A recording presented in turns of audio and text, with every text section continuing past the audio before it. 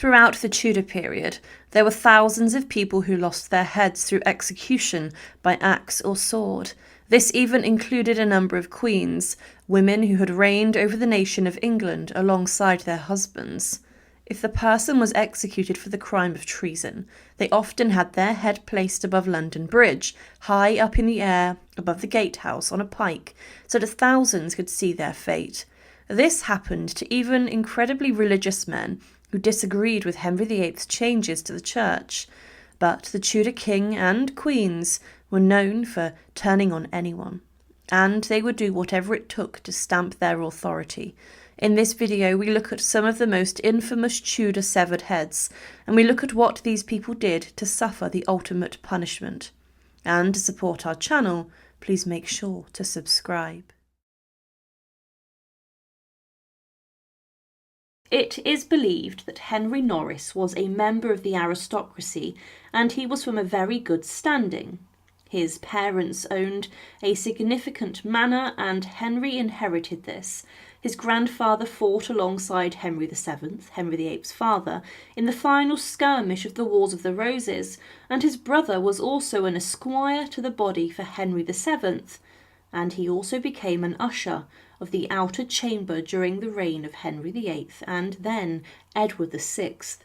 The Norris family were very well connected, and Henry Norris was married to Mary Fiennes, the daughter of the 8th Lord Dacre. He had 3 surviving children, but he began his career at court when he was a young man, and he became a close friend of King Henry VIII. When Henry came onto the throne, Norris was appointed as a gentleman of the bedchamber, and he was given many other roles, including a keeper of a royal park, and he was also a member of the King's Privy Chamber. He received significant money and pay for this, and he was present at the iconic and somewhat notorious meeting and summit known as the Field of the Cloth of Gold, in which Henry VIII met with King Francis I, and then lost a wrestling match to the French king. He, in 1526, became the groom of the stall for Henry VIII, and this job in essence was a royal backside wiper. He would wipe the bum of the king following his ablutions and toilet time. This role also helped the king excrete and maintain his hygiene, but the job was incredibly intimate. Because of this, Henry VIII placed his trust in Norris, and Henry chose him because of his friendship. The pair would have spoken at length and would have exchanged information, and Henry probably would have told Norris royal secrets, especially regarding the crumbling of his first marriage to Catherine of Aragon. The groom of the stall may have been a terrible job by the standards of today, but it was fought for, and many wanted to become powerful in this role, and some did. With Henry appointing Henry Norris to this role, it shows us that he was incredibly well trusted, and that he was possibly the closest friend that the king had, and he was without doubt the closest confidant to Henry VIII. It's likely that Norris would have also advised Henry VIII on important matters. He also was made the gentleman usher of the Black Rod, which today involved in the opening of Parliament. Norris himself did risk damage as Anne Boleyn's faction rose at court. He had shown kindness to Cardinal Thomas Wolsey, who couldn't get Henry VIII his divorce, and for this attracted negative attention, but Henry VIII still remained keen on Norris. He, on the 24th of October 1529, alongside the king, went with Anne Boleyn and her mother to inspect Cardinal Wolsey's property, and he was, in 1529, given a grant of £100 a year. He was also then later made the Chamberlain of North Wales, and years later he was given land owned by Sir Thomas More, following his execution on Tower Hill for going against Henry VIII and Anne Boleyn. But Henry Norris knew how brutal his master could be. He saw for himself the execution of the Charterhouse monks, a group of Catholic monks who were hanged, drawn and quartered on the 4th of May 1535. Henry VIII gave Norris further castles and lands, and whilst at court, he helped Anne Boleyn become powerful, and he became a close friend to her, and this brought him into conflict with, in particular, the very powerful Thomas Cromwell. It was, of course, Cromwell who was ordered to find Henry VIII the way out of his marriage to Anne Boleyn, as he had his eyes captured by Jane Seymour, his future third wife. With this, Henry VIII asked Cromwell to come up with a plan, and rather than get a divorce, Anne Boleyn was accused of incest, adultery and treason against her husband, Henry VIII. The reality of this was that Anne had done no such thing, and that the executioner, a swordsman from France, had been summoned weeks before Anne had even been tried, and it was obvious what course of action would await Henry's second wife. As Anne Boleyn fell from favour, Henry Norris fell with her, and he was one of the men who was implicated with the Queen in adultery. He was known for being a close confidant and supporter of Anne, and this was enough for Cromwell to dig his claws in and bring him down too. Cromwell probably feared that Henry Norris was a threat to his own power at court, and that Norris, being in favour of Anne, stood in the way of what the king wanted, and also important, Cromwell's plans to dominate the court of the king. With this, Norris was accused of being solicited by Anne, presumably for physical intimate relations, whilst the pair were at Westminster on the 6th of October 1533, and he was also accused of committing adultery with the Queen on the 12th of October, a week later, and then again at Greenwich Palace in the November of 1533. All of this, of course, was false, and Anne at the time had been recovering from the birth of Elizabeth I. She had been at Greenwich during this time, but not Westminster, showing holes in the accusations. All of the charges, it's believed, were fabrications, and at Westminster Hall, a grand jury decided there was a case to be answered. With this, Henry Norris was arrested, and he was brought to trial. As he was not a member of the higher nobility, he was tried alongside William Brereton, Sir Francis Weston, Mark Smeaton at Westminster Hall on the 12th of May 1536. The jury was filled with those who did not like Anne Boleyn, and some even had a vendetta against Anne. Anne's own father and uncle, it's believed, were even seen to be judges at the trial. All four of the men, including Norris, pled not guilty to the charges, and Norris had to improvise his defence on the spot, as he had no help from the defence counsel. His case was quickly judged, and he was found guilty of the charge of adultery and treason with Queen Anne Boleyn. For this, the former groom of the stall and close friend of Henry VIII was sentenced to death, and he was to be hanged, drawn, and quartered. However, as Henry Norris had been in the service of the royal court, Henry VIII did sparingly offer some form of mercy, and he commuted the hanging, drawing, and quartering to a more simpler beheading by axe, which was said to have been quicker and swifter when putting someone to death. On the 17th of May 1536, Henry Norris was dragged out of the Tower of London, where he had been held under lock and key, and he was taken to the public beheading spot on Tower Hill. Waiting for this was a skilled axeman who was known to have been proficient with the axe. He was executed alongside the four others, including George Boleyn, Anne's brother. Whilst on the scaffold, Henry Norris was offered the chance to speak to the crowd and offer some words, but he chose not to, and did not want to make things worse for himself by trying to defend himself. He just moved quietly and quickly to the executioner's block, which sat on the scaffold. It's not known in what order the men were executed, but Norris quickly sat himself down in front of the block, and he then lay his neck upon it. He then gave the traditional signal to the executioner that he was ready, and he stuck his arms out to the side, and the executioner swiftly and quickly brought his axe crashing down upon the neck of Henry Norris, the former groom of the stall of Henry VIII. It's not known what happened to his body. It may have been brought into the Tower of London's walls and buried inside the chapel of St. Peter ad Vincula, as George Boleyn's body was. 2 days after the axe fell down upon the neck of Henry Norris, the woman and queen, who he was accused of sleeping with, made her way to the execution scaffold inside the Tower of London. Henry VIII had arranged for an axeman to take her head off, but Henry Norris is someone who is not as well remembered when you compare him to others involved in the scandal. He conducted himself very well for many years, serving Henry VIII and the royal household, but in the form of Thomas Cromwell he met a very fearsome enemy, someone who, to seek greater power, would order the most severe and rough punishment, an execution that had no grounding in legality or fact. Henry VIII ordered the execution of Henry Norris, knowing full well that his former groom of the stool and close friend had done nothing. But ruthlessly to get rid of his second queen, even his closest friends had to suffer the blade of the axe. Not much is known about the early life of Elizabeth Barton. It's believed that she was born in 1506, close to Canterbury, and she was not very well off. She worked as a servant in her teenage years, but during this she began to have religious visions, which were extremely significant and rather shocking. It was said that she had for some months been suffering from an abscess in her stomach, which, at the time, rounded upwards to her throat and was to stop her breath, and that when this flared up she could not eat or drink and had periods of paralysis as well as serious seizures. And at the age of 19, while she was working as a servant in the home of a man named Thomas Cobb, a local farmer, Barton claimed that she had very pronounced visions and that she had been given divine instruction that told her predictions.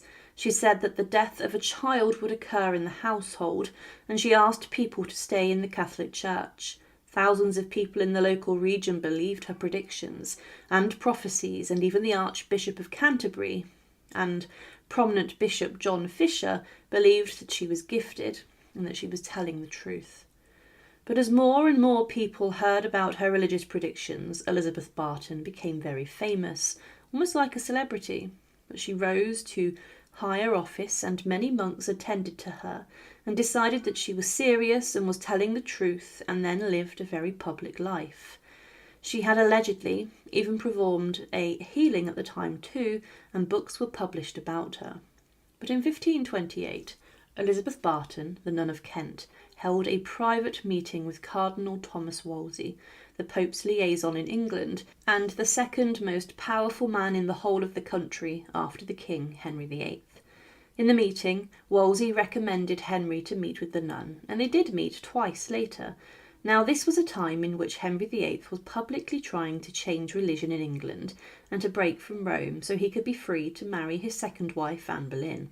There was a huge amount of religious turbulence and turmoil because of this, and the situation of religion was very touchy for the king, especially when talking about Catholics, as the king was being denied a divorce from the Pope.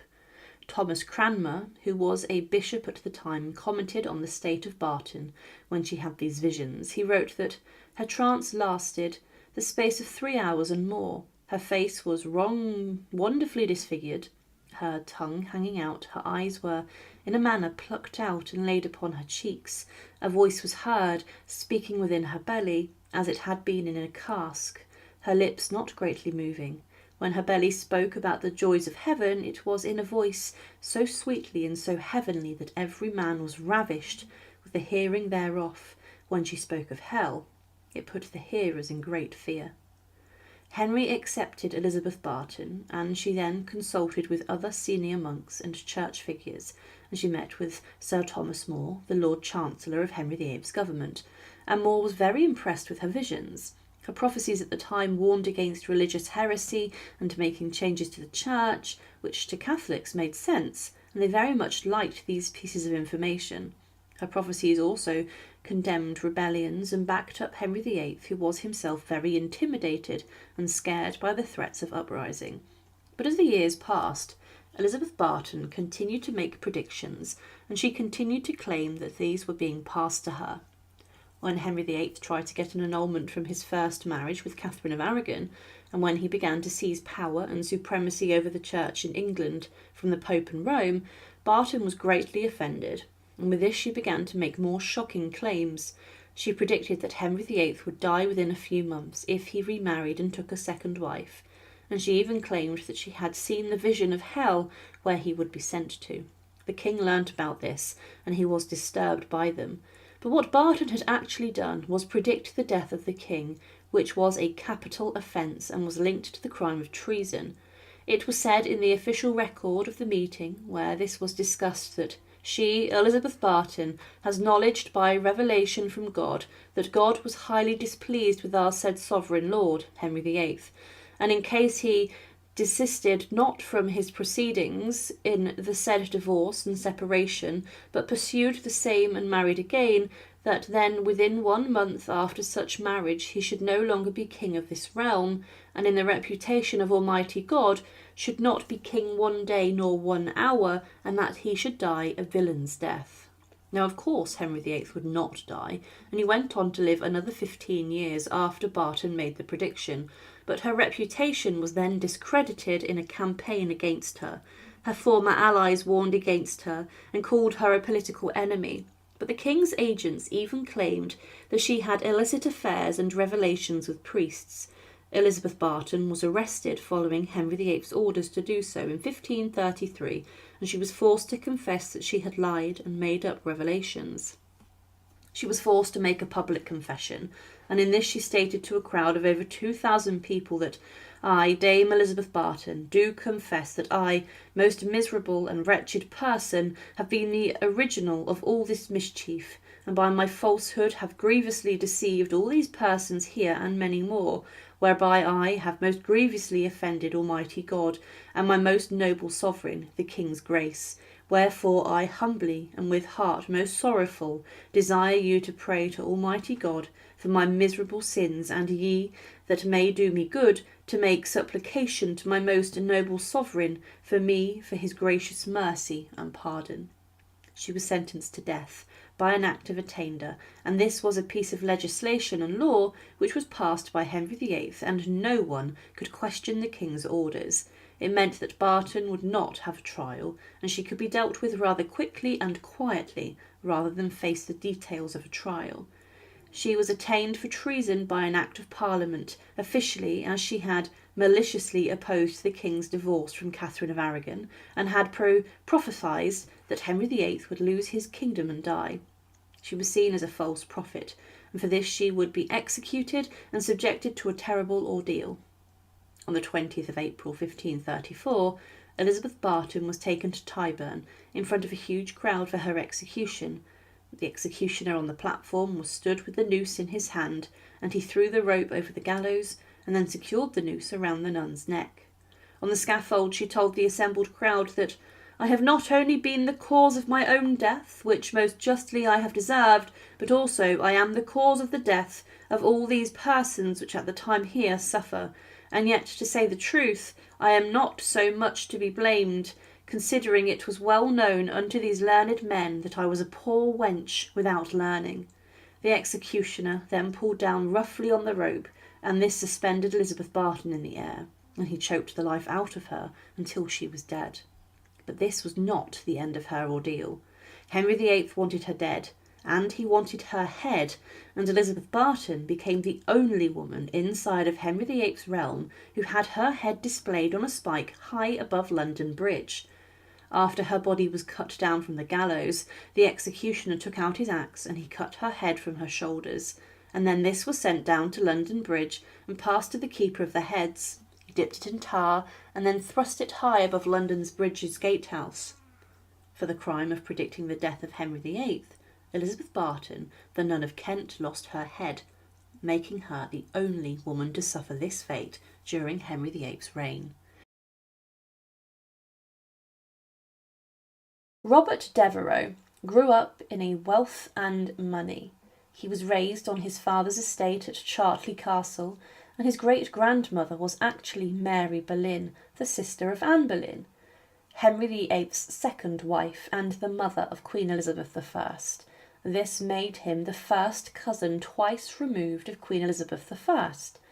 His father died in 1576, and Devereux became the new Earl of Essex, and he owned a number of prominent houses. He attended university, and his mother married Robert Dudley, the Earl of Leicester, the long-standing favourite of Queen Elizabeth I, and actually Devereux's godfather. Devereux proved himself alongside his stepfather on campaign in the Netherlands, and he then returned to the royal court and quickly gained the eye and favour of the Queen.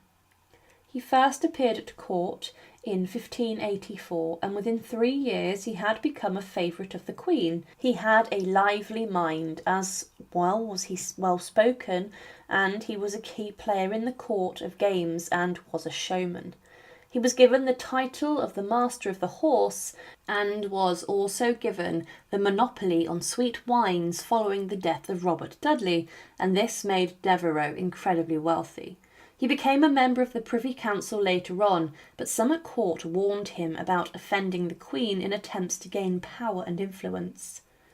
Devereux, in some regards, underestimated Elizabeth, and he later showed a lack of respect towards her, and offended some of her closer advisers, such as Robert Cecil. In fact, during one occasion, Elizabeth I even struck Devereux around the head, and he half drew his sword to her, pulling a weapon upon the Queen. He was involved in Francis Drake's English Armada, but the Queen had ordered Devereux to not get involved. He was later involved in the capture of Cadiz in 1596 and was greatly celebrated as a British explorer and soldier, and he was the second in command to Walter Raleigh. But Devereux continued to defy the Queen's orders, but his biggest failure came in Ireland. He was made the Lord Lieutenant of Ireland, talking himself into the job, and at the time the 9-year war was ongoing and no English commander had managed to press home an advantage. Essex led the largest force ever sent to Ireland, around 16,000 soldiers, to end the rebellion, and he also left a hero but came back a villain. He said he would confront the rebel leaders, but he wasted money and resources, and the Irish managed to defeat him on 2 occasions, causing a huge amount of embarrassment. He even allegedly entered a truce with the rebels, which the Queen regarded as a humiliation and a stain on the English crown. He was wanted back home, and he sailed from Ireland in the September of 1599. But the Queen had banned his return to court, and he actually marched into her bedchamber one morning when she did not have her wig on and she was not dressed. His disobedience continued. But the Queen ordered him to be confined to his rooms and that an unruly beast must be stopped. Essex was brought to trial, and it did not take too long before charges were drawn up against him. He was held under house arrest at York House, and he may have communicated with the Scottish king, James VI at the time, to possibly help the Scottish king seize the English throne. At trial, he was deprived of public office, and he remained under house arrest. But months later he was freed and became more desperate, and with this he began in 1601 to fortify Essex House, his mansion on the Strand, and he amassed followers. On the morning of the 8th of February 1601, Devereux and his party of followers, including gentlemen and nobles, entered the city of London, and they tried to force an audience with the Queen. He was immediately declared a traitor, and Devereux tried to storm through a barrier at Leagate Hill, but his men were pushed back, and Devereux scurried back off to Essex House, and then later surrendered to the Queen's forces, who besieged his house. On the 19th of February, Essex, who was tried in front of his peers for treason, said that the indictment charged Essex with conspiring and imagining at London to depose and slay the Queen and to subvert the government. It also stated that Essex had endeavoured to raise himself to the crown of England and usurp the royal dignity, and that in order to fulfil these intentions he and others rose and assembled themselves in open rebellion, and moved and persuaded many of the citizens of London to join them in their treason, and endeavoured to get the city of London into their possession and power, and wounded and killed many of the Queen's subjects, then and there assembled for the purpose of quelling such rebellion. Essex was charged also with holding the Lord Keeper and other privy councillors in custody for 4 hours and more. There were many charges which were put to him, but he was found guilty and was sent to the Tower of London to await his execution. Devereux was actually allowed a private execution because of his status and links to royalty, his aunt being the mother of the Queen, and also due to his links to the royal household for years. He was actually the final person to be executed by axe inside of the Tower of London on Tower Green.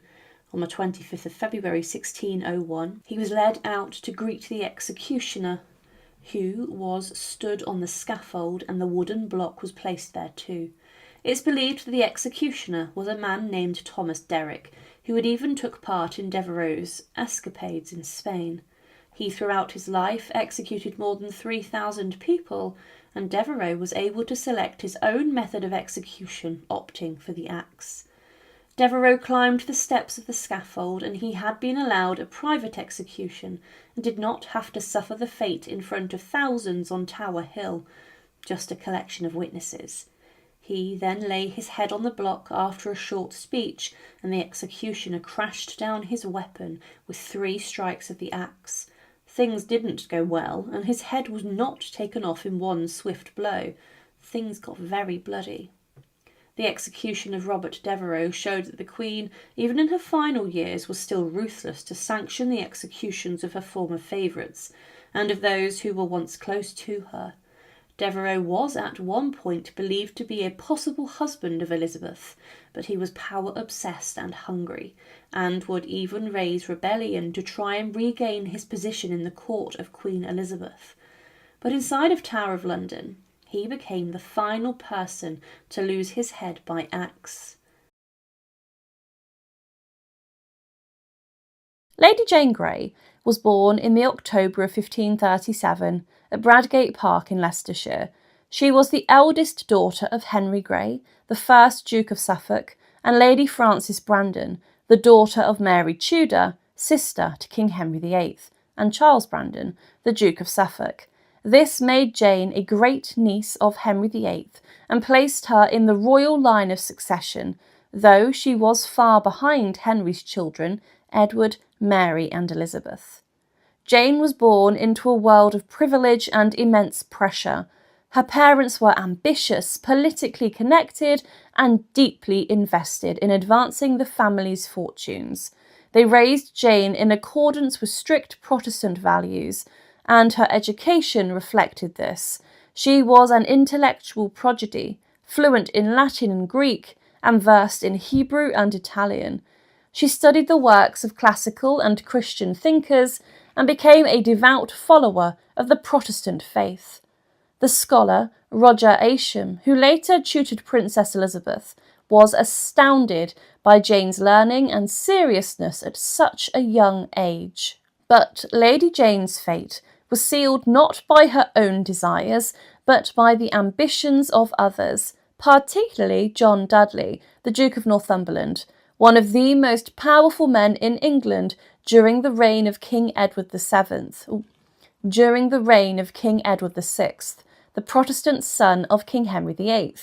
By 1553, Edward VI was just 15 years old, and he was gravely ill and was nearing death, and as a staunch Protestant, he feared that his Catholic half-sister Mary Tudor would reverse the Protestant Reformation if she succeeded him, and to prevent this, Edward, likely under Northumberland's influence, drafted a device for the succession that excluded his sisters Mary and Elizabeth and named Lady Jane Grey, his cousin and a Protestant, as his heir. And in the May of 1553, Jane was married to Guildford Dudley, the son of the Duke of Northumberland. This political marriage aligned Jane even more closely with the powerful Dudley family. Jane reportedly resisted the marriage and was deeply unhappy with her new husband and her in-laws. Nevertheless, she complied, and early signs of the pressure she would face throughout her short life. Edward VI died on July 6, 1553, and 4 days later, Jane was informed that she was now Queen of England. On July 10, 1553, Jane was formally proclaimed Queen. She arrived at the Tower of London, the traditional residence of monarchs, prior to their coronation, and began preparing for her reign, but her ascension was met with confusion and resistance. The English people had long understood that Mary, the eldest daughter of Henry VIII, was the rightful heir, and Jane herself was reluctant about becoming queen. According to contemporary accounts, she fainted upon hearing her proclamation and reportedly said, "The crown is not my right, and pleaseth me not." The Lady Mary is the rightful heir. Nevertheless, she was caught in the machinery of others, ambitions, and her parents, her father-in-laws, and the dying kings. And for 9 days, Jane was queen in name only. Meanwhile, Mary Tudor was rallying support in East Anglia. Popular sentiment strongly favoured her. She was the daughter of a king after all, and seen as the legitimate heir. Prominent nobles and the people rallied to her cause, and on July 19th, only 9 days after Jane's accession, the Privy Council in London declared Mary the rightful queen. Jane was deposed without bloodshed. She and her husband Guildford were imprisoned in the Tower of London. Now, initially, Mary was inclined towards mercy. She understood that Jane had been a pawn and not the architect of the attempted coup. Jane's life was spared, initially, and there was hope that she might be released or quietly married off to a loyal noble. However, their political situation quickly grew more dangerous. In early 1554, Sir Thomas Wyatt led a Protestant rebellion known as Wyatt's Rebellion against Mary's rule and her impending marriage to Prince Philip of Spain. The rebellion failed, but it changed everything for Jane. Although Jane played no part in the uprising, the fact that rebels cited her as a preferable alternative to Mary made her continued survival politically untenable.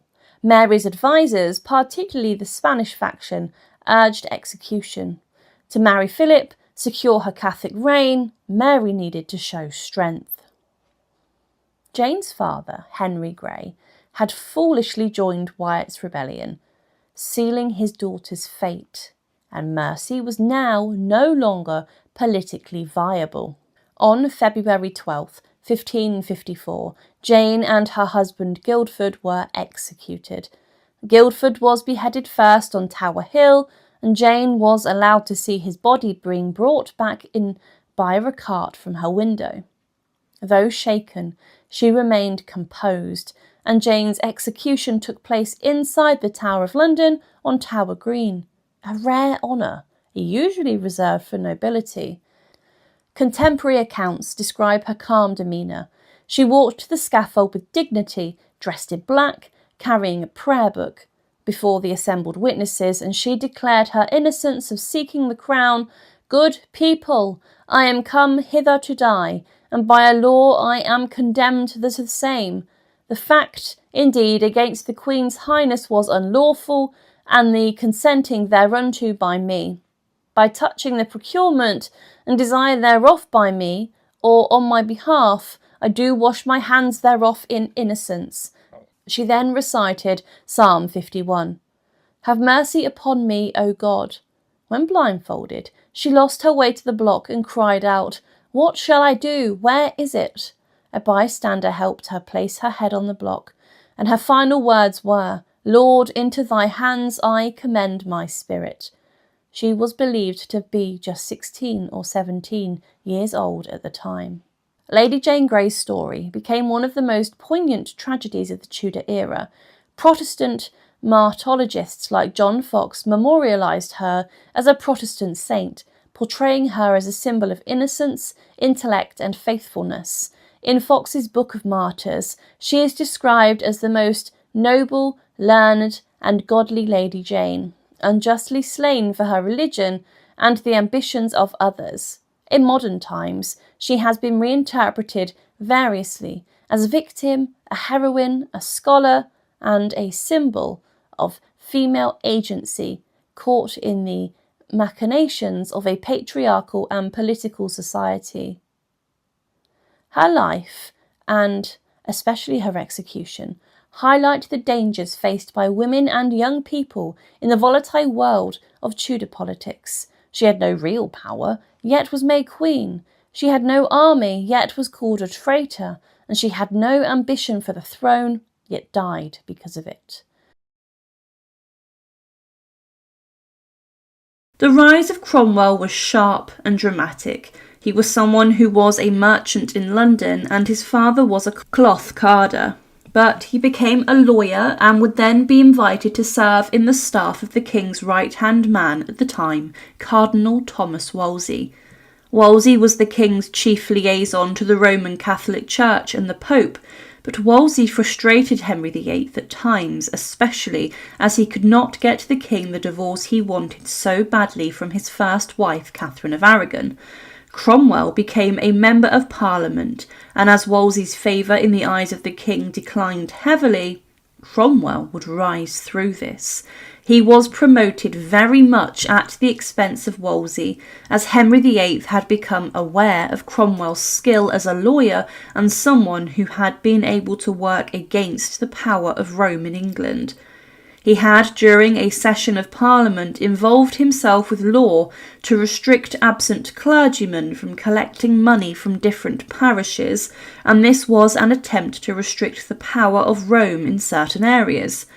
The king, of course, was frustrated with Rome, and Cromwell and the king seemed a good fit. He was appointed to the Privy Council in late 1530, and Cromwell would hold many different titles for some time.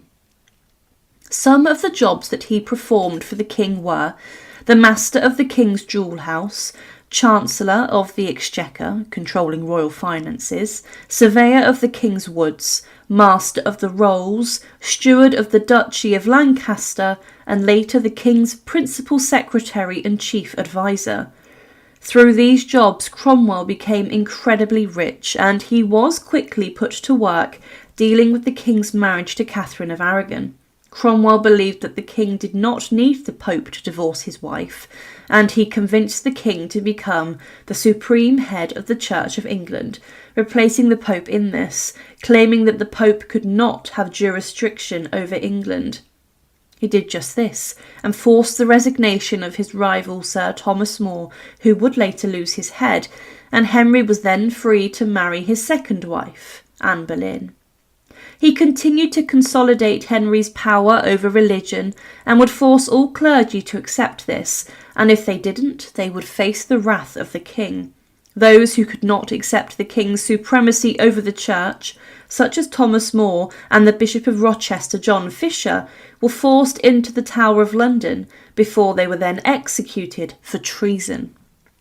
As the king's chief minister, a position that Cromwell was appointed in the April of 1534, the former merchant must have felt untouchable. He worked closely with the king to ensure all his subjects accepted his position in the church and also the legitimacy of his second marriage. He was a ruthless man who would not shy from having people executed. But one of the most notorious jobs that Cromwell would do for Henry VIII was to arrange the execution and downfall of his second wife, Anne Boleyn. Henry had grown tired of Anne failing to produce a male heir, and with this he openly flirted at court with Jane Seymour, his future third wife.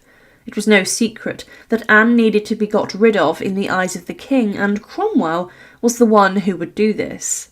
Instead of organising a divorce or an annulment, Cromwell span a web of lies, deceit and scandalous charges which led to Anne, the Queen of England, being locked up inside of the Tower of London. The imperial ambassador knew what was happening, and it was claimed that Cromwell has been authorised and commissioned by the king to prosecute and bring an end to the Queen's trial, to do which he had taken considerable trouble. He set himself to devise and conspire the said affair. It was known about in royal circles that Anne Boleyn was a victim, and that she would be losing her head upon the wishes of the king. In fact, Cromwell even ordered a French swordsman to come from France to execute the Queen weeks before her trial had even taken place, showing what was in store for her. He did witness Anne Boleyn's execution himself from within the walls of the Tower of London.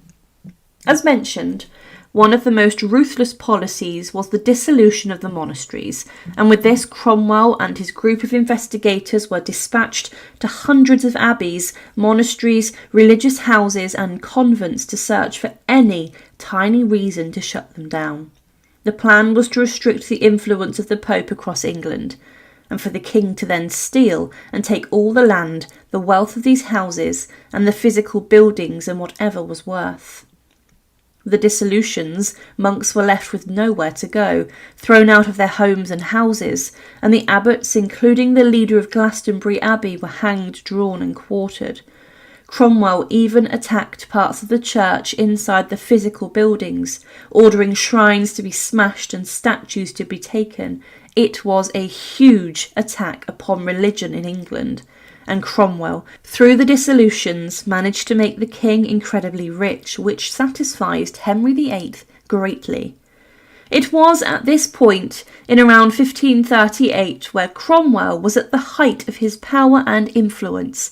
He even managed to help publish copies of an English Bible for the first time, but it was following the death of the king's third wife, Jane Seymour, when Cromwell would fall from power sharply.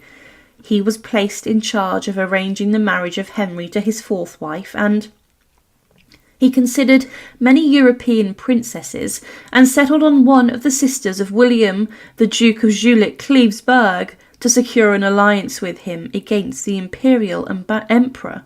Cromwell sent Hans Holbein, the king's trusted painter, to go and paint the two Cleves girls, Amalia and Anne. And when Holbein returned, the king then selected Anne to marry based upon the painting. Cromwell entered intense negotiations around this, and when Anne arrived in England in the late December of 1539, no one would have anticipated what a mess the whole situation would become.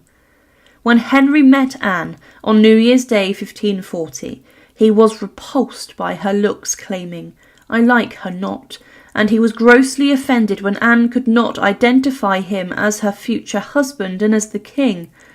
She saw this rotund older man as a mere servant, which caused Henry a lot of problems. Henry also later claimed, following the marriage that took place on the 6th of January 1540 inside the Queen's closet at Greenwich Palace, that he could not consummate the marriage, as he found Anne so unattractive. A quick annulment was arranged, and this cost the king greatly, losing property and palaces to Anne, and Cromwell's enemies then sought to dig their claws into him to bring him crashing down. Cromwell was someone who was considered a survivor, but the failed marriage of Henry and Anne of Cleves would be one scandal too many. Henry was humiliated, and the Duke of Norfolk, Thomas Howard, along with a number of others, bent the king's ear, and they informed Henry that Cromwell was a traitor and that he was even possibly considering marrying the king's daughter, Mary, the future Mary I. Henry wanted to save his own reputation at the expense of Cromwell's, and on the 10th of June 1540, whilst at a council meeting at Westminster, Cromwell was arrested. He was humiliated as the Duke of Norfolk ripped his St. George's collar from his neck and claimed a traitor must not wear it, and his ceremonial garter of the order was taken from him. Cromwell defiantly claimed, "This is my reward for faithful service." He was quickly taken down the River Thames, where he was then thrown onto a barge and was taken into the Tower of London. The legislation that really confirmed Cromwell's fate was a Bill of Attainder signed off by the king, which allowed Henry VIII to execute his chief minister without any questions asked. This law claimed that Cromwell had been supporting Anabaptists and that he was exhibiting corruption, and that he had been lenient in justice for his own personal gain, and that he had also been protecting heretics and, as mentioned before, been plotting to marry the king's daughter.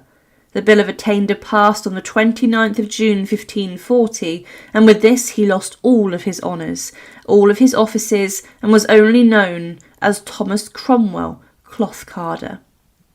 The king did give Cromwell a stay of execution, as he delayed the execution just in case Cromwell was needed to testify about the marriage of Henry and Anne of Cleves in favour of the king.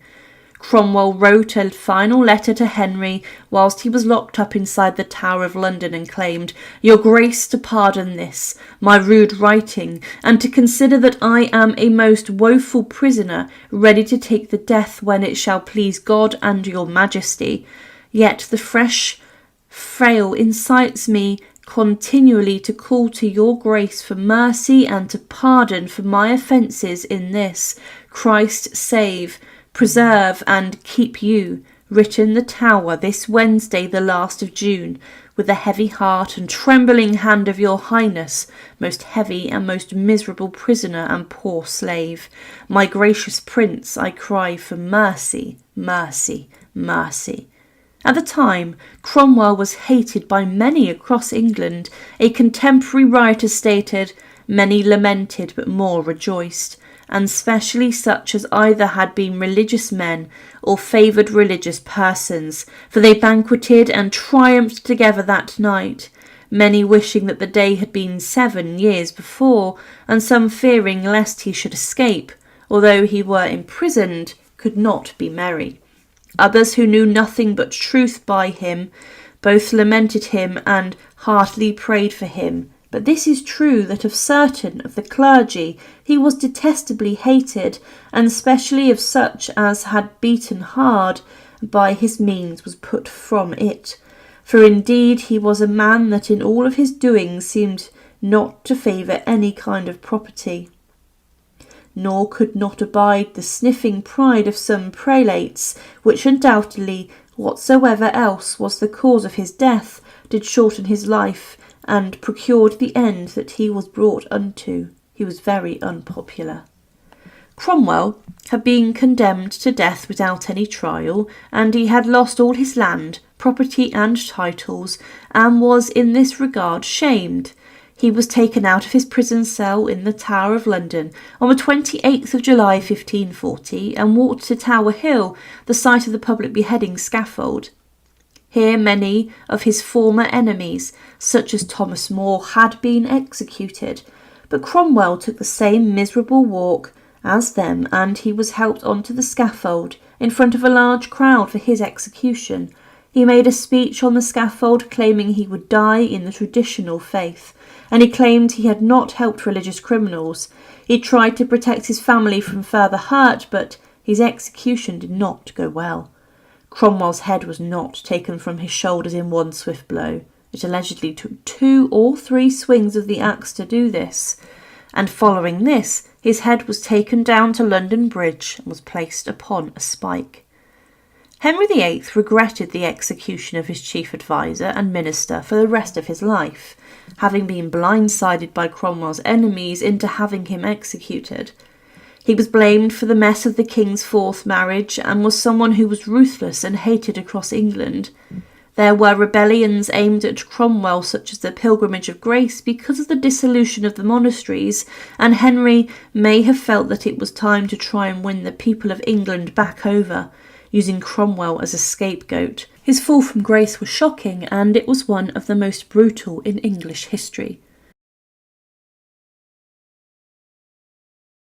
Henry Howard was the Earl of Surrey. He was a very well-connected person in the Tudor royal circles. His father was Thomas Howard, the 3rd Duke of Norfolk, one of the most influential people inside of Henry VIII's court, and he was a skilled commander as well as a scheming political manipulator. Being part of the Howard dynasty and family, Henry was very well connected to royalty also, and he was a first cousin of Mary, George and Queen Anne Boleyn, and also the king's 5th wife, Queen Catherine Howard. When he was born, his father's political career was on the rise, and he had got the better of many other influential dukes and earls. Henry Howard received a good education, possibly one of the best of the Tudor periods, and he spoke different languages. He was probably prepared for a life abroad as an envoy or being married to a European princess, but he has been said to have been a reckless and arrogant man. He was different to his family members, and from his mother's side he got a dangerous personality trait, rashness and violence.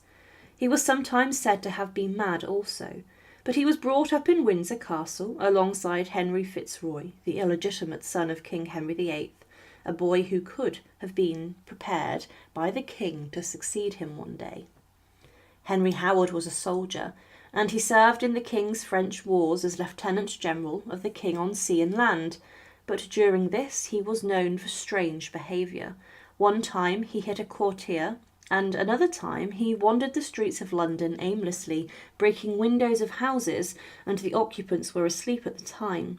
It's from these incidents that his recklessness and arrogant reputation developed, and he was imprisoned for his actions. He assumed the title of the Earl of Surrey in the May of 1524, and he was a key player during the events of the 1530s. He accompanied Anne Boleyn and the king on their visit to France, and he stayed within the entourage of the French king Francis.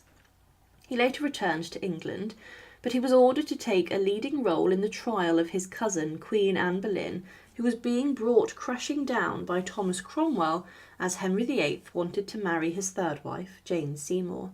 Howard was involved in the trial, and he saw his cousins, Anne and George Boleyn, being sentenced to death for treason, adultery and incest. He was later appointed Earl Marshal. He was married to Frances de Vere, one of the daughters of the Earl of Oxford, and the wedding took place despite their young age, and they began to live together in 1535. He had 2 sons and 3 daughters with his wife. But inside of Henry VIII's court there was a huge shift. The Howards, who had been key players inside of the king's chambers for years, did not like new and upcomers such as Thomas Cromwell and the Seymours, with them benefiting following Henry's third marriage to Jane Seymour. Henry Howard deemed Cromwell a foul churl, and he claimed that these new erected men would by their wills leave no nobleman on life. Later his father would bring Cromwell crashing down to earth himself, as he and a group at court dug their claws into Cromwell after the disastrous arrangements of Henry VIII's marriage to Anne of Cleves. This led to Cromwell's execution.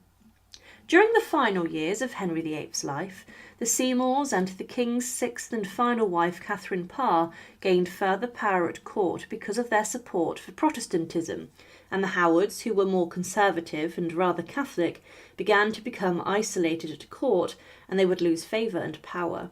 Some were deemed suspicious, especially following the king's failed 5th marriage with Catherine Howard, as they shared the same surname and were cousins of the teenage queen who cheated on Henry VIII. But it was clear by 1546 that the king was getting more and more ill. He thought that the Howards were planning to steal the crown from his son Prince Edward, the future King Edward VI. Henry Howard suggested that his widowed sister Mary should try to seduce King Henry VIII, her own father-in-law, to become his mistress to try and wield influence and power for the Howards. Mary was outraged by this, and she claimed she would rather cut her own throat than consent to such villainy. Mary Howard and Henry Howard fell out, and Mary would later testify and give evidence against her own brother that secured his execution. Henry Howard, however, then quartered the royal coat of arms of Edward the Confessor on his own coat of arms, and this was seen as prerogative in the eyes of the king. Henry VIII believed further that the Earl of Surrey was trying to usurp his crown and back up his links to royalty, and with this Henry Howard was, upon the king's orders, imprisoned on the charge of treasonable quartering the royal arms. Henry Howard was locked up inside the Tower of London, along with his father, and he was attainted, meaning that he could be put to death whenever the king liked, and no trial would be needed to take place. Whatever the king said went. With this, on the 19th of January 1547, Henry Howard, the Earl of Surrey, was taken out of the Tower of London and was walked north to Tower Hill, where the public beheading spot stood. There were thousands who gathered to witness his execution, and guards helped him up onto the scaffold, where the executioner was waiting for him. On the floor of the scaffold was the block, where he would lay his head. He made a short speech to the crowd, and then he lay his head on the block ready for the executioner.